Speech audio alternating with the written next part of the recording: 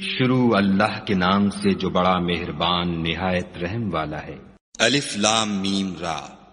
اے محمد صلی اللہ علیہ وآلہ وسلم، یہ کتاب الہی کی آیتیں ہیں اور جو تمہارے پروردگار کی طرف سے تم پر نازل ہوا ہے حق ہے، لیکن اکثر لوگ ایمان نہیں لاتے۔ خدا وہی تو ہے جس نے ستونوں کے بغیر آسمان جیسا کہ تم دیکھتے ہو اتنے اونچے بنائے، پھر عرش پر جا ٹھہرا اور سورج اور چاند کو کام میں لگا دیا، ہر ایک میعاد معین تک گردش کر رہا ہے۔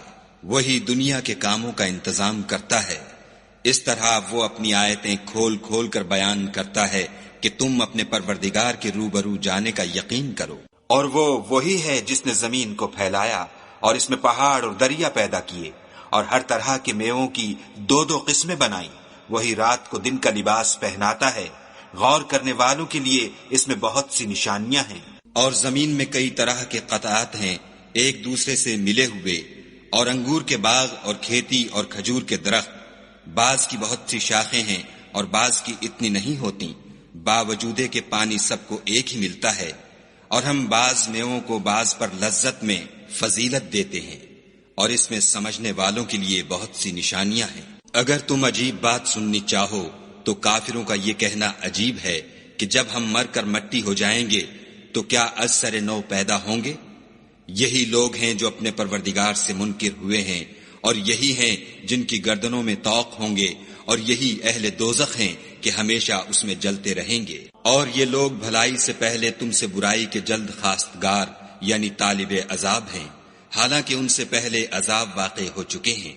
اور تمہارا پروردگار لوگوں کو باوجود ان کی بے انصافیوں کے معاف کرنے والا ہے، اور بے شک تمہارا پروردگار سخت عذاب دینے والا ہے۔ اور کافر لوگ کہتے ہیں کہ اس پیغمبر پر اس کے پروردگار کی طرف سے کوئی نشانی نازل نہیں ہوئی، سو اے محمد صلی اللہ علیہ وآلہ وسلم، تم تو صرف ہدایت کرنے والے ہو، اور ہر ایک قوم کے لیے رہنما ہوا کرتا ہے۔ خدا ہی اس بچے سے واقف ہے جو عورت کے پیٹ میں ہوتا ہے، اور پیٹ کے سکڑنے اور بڑھنے سے بھی واقف ہے، اور ہر چیز کا اس کے ہاں ایک اندازہ مقرر ہے۔ وہ دانائے نہا و آشکار ہے، سب سے بزرگ اور عالی رتبہ ہے۔ کوئی تم میں سے چپکے سے بات کہے یا پکار کر، یا رات کو کہیں چھپ جائے یا دن کی روشنی میں کھلم کھلا چلے پھرے، اس کے نزدیک برابر ہے۔ اس کے آگے اور پیچھے خدا کے چوکیدار ہیں جو خدا کے حکم سے اس کی حفاظت کرتے ہیں۔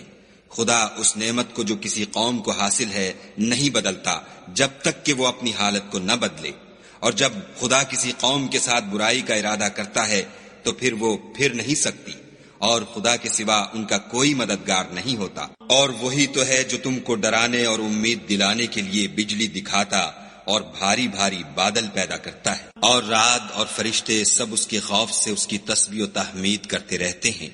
اور وہی بجلیاں بھیجتا ہے، پھر جس پر چاہتا ہے گرا بھی دیتا ہے، اور وہ خدا کے بارے میں جھگڑتے ہیں، اور وہ بڑی قوت والا ہے۔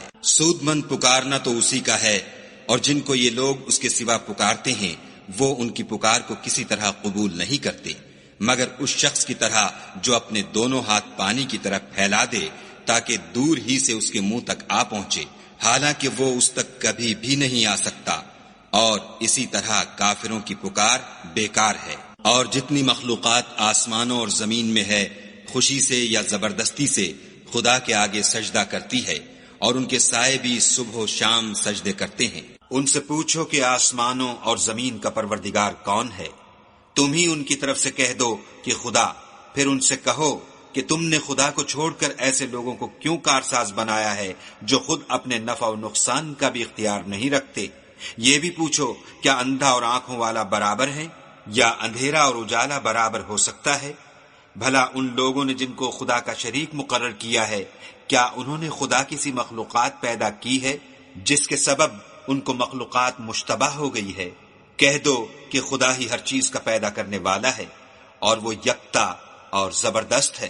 اسی نے آسمان سے میں برسایا، پھر اس سے اپنے اپنے اندازے کے مطابق نالے بہ نکلے، پھر نالے پر پھولا ہوا جھاگ آ گیا، اور جس چیز کو زیور یا کوئی اور سامان بنانے کے لیے آگ میں تپاتے ہیں اس میں بھی ایسا ہی جھاگ ہوتا ہے۔ اس طرح خدا حق اور باطل کی مثال بیان فرماتا ہے۔ سو جھاگ تو سوکھ کر زائل ہو جاتا ہے، اور پانی جو لوگوں کو فائدہ پہنچاتا ہے وہ زمین میں ٹھہرا رہتا ہے۔ اس طرح خدا صحیح اور غلط کی مثالیں بیان فرماتا ہے تاکہ تم سمجھو۔ جن لوگوں نے خدا کے حکم کو قبول کیا ان کی حالت بہت بہتر ہوگی، اور جنہوں نے اس کو قبول نہ کیا اگر روئے زمین کے سب خزانے ان کے اختیار میں ہوں تو وہ سب کے سب اور ان کے ساتھ اتنے ہی اور نجات کے بدلے میں صرف کر ڈالیں، مگر نجات کہاں؟ ایسے لوگوں کا حساب بھی برا ہوگا اور ان کا ٹھکانہ بھی دوزخ ہے، اور وہ بری جگہ ہے۔ بھلا جو شخص یہ جانتا ہے کہ جو کچھ تمہارے پروردگار کی طرف سے تم پر نازل ہوا ہے حق ہے، وہ اس شخص کی طرح ہے جو اندھا ہے، اور سمجھتے تو وہی ہیں جو عقل مند ہیں، جو خدا کے عہد کو پورا کرتے ہیں اور اقرار کو نہیں توڑتے، اور جن رشتہ قرابت کے جوڑے رکھنے کا خدا نے حکم دیا ان کو جوڑے رکھتے اور اپنے پروردگار سے ڈرتے رہتے اور برے حساب سے خوف رکھتے ہیں، اور جو پروردگار کی خوشنودی حاصل کرنے کے لیے مصائب پر صبر کرتے ہیں اور نماز پڑھتے ہیں، اور جو مال ہم نے ان کو دیا ہے اس میں سے پوشیدہ اور ظاہر خرچ کرتے ہیں، اور نیکی سے برائی کو دور کرتے ہیں، یہی لوگ ہیں جن کے لیے عاقبت کا گھر ہے۔ یعنی ہمیشہ رہنے کے باغات جن میں وہ داخل ہوں گے، اور ان کے باپ دادا اور بیویوں اور اولاد میں سے جو نیکوکار ہوں گے وہ بھی بہشت میں جائیں گے،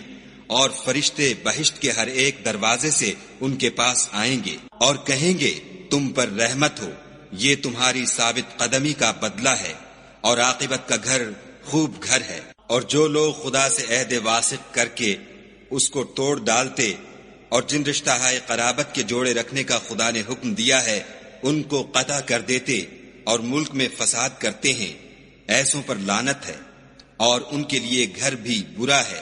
خدا جس کا چاہتا ہے رزق فراخ کر دیتا ہے اور جس کا چاہتا ہے تنگ کر دیتا ہے، اور کافر لوگ دنیا کی زندگی پر خوش ہو رہے ہیں، اور دنیا کی زندگی آخرت کے مقابلے میں بہت تھوڑا فائدہ ہے۔ اور کافر کہتے ہیں کہ اس پیغمبر پر اس کے پروردگار کی طرف سے کوئی نشانی کیوں نازل نہیں ہوئی؟ کہہ دو کہ خدا جسے چاہتا ہے گمراہ کرتا ہے، اور جو اس کی طرف رجوع ہوتا ہے اس کو اپنی طرف کا رستہ دکھاتا ہے۔